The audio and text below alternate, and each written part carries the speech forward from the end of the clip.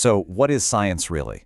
I mean, is it just a bunch of facts you have to memorize from a textbook? Not at all. Today, we're going to dive into what science truly is, a powerful way of thinking that all starts with a single spark of wonder. You know that feeling, right? When you just look up at the night sky and you're just completely mesmerized by all those stars, and you can't help but wonder, what's really going on up there?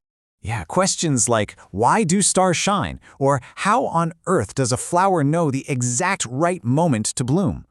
That feeling, that little voice in your head that just has to ask why, that's something we're all born with. It's the very seed of curiosity that drives us to understand our world. And that feeling? That's exactly where our journey begins. We're starting right there, with that first spark of curiosity. It's the foundation of everything in science.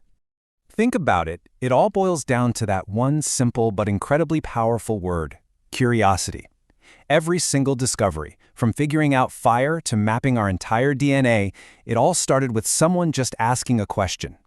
That innate drive to ask what if, well, that's the real engine behind all of science.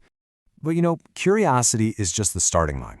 So what is the process it kicks off? Well, science is so much more than a school subject. It's like a new lens, a completely different way of seeing the world. And this really gets to the heart of it. Science isn't about just passively watching things happen. It's a toolkit for for interrogating reality, for seeing, thinking, and acting in a way that lets us peel back the layers on the universe's biggest mysteries. I absolutely love this way of putting it. Science isn't about dry facts. It's a thrilling adventure. It's this amazing quest where we get to ask questions, explore all the different parts of nature, and just try to piece together how it all works. Now, what's so cool is that this adventure isn't happening in some far-off secret laboratory. Nope, it's happening everywhere, all the time, in every single particle around us. I mean, science operates on every scale you can imagine. You can find it in the immense geological forces that push up the highest mountains, scraping the sky where the air is thin. And you can find it in the remarkable biology of a cactus that has evolved to survive for years without rain in the driest, hottest deserts.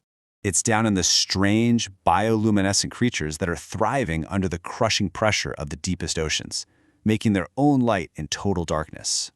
And it's in the physics that govern the cosmic ballet of galaxies billions of light years away. From the microscopic to the galactic, science is, literally, everywhere. And that's the crucial point, right? The scale is just staggering. The same fundamental drive to understand connects the botanist who's studying a single sprouting seed to the astrophysicist who's mapping an entire galaxy. Okay, so we know where science happens, but how does it work? Let's look at the simple, logical process behind it. And I bet it's a way of thinking you use every single day without even realizing it. Just think about a simple, everyday problem. You're writing along, and suddenly, your pen just stops working. Nothing. What's the very first thing that goes through your mind? You instinctively follow a process, right? First, you ask a question. Why did it stop? Then you make a guess, a hypothesis. It's probably out of ink. So you run an experiment. You open it up to check. And, oh, the refill is still full. Your first guess was wrong. So you move on to a new guess. Okay, maybe the ink just dried up at the tip. And that simple, logical chain of events you just followed? That's it. That is the scientific method in a nutshell. It's not some complex formula only for geniuses. It's a systematic way of solving problems that you've been using your whole life. So now that you know you already have what it takes to think scientifically, it's your turn to join the adventure. This is just a perfect way to describe it. Science is never finished. It's like this enormous, ongoing puzzle. And every new discovery doesn't just add a piece. It often changes our understanding of the whole picture, making it bigger and more fascinating than we ever imagined. And your next adventure doesn't require a laboratory. It can start right where you are, just by asking a simple question. How does a seed actually become a plant? Why does it rain?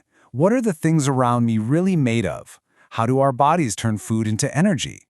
The world is just full of these mysteries, big and small, waiting for a curious mind to come along and start asking those questions. The greatest discoveries are still out there. So, the final question I want to leave you with is this. Look around you right now. What's one thing you see that makes you curious? What mystery, right here in your own world, will you choose to explore today?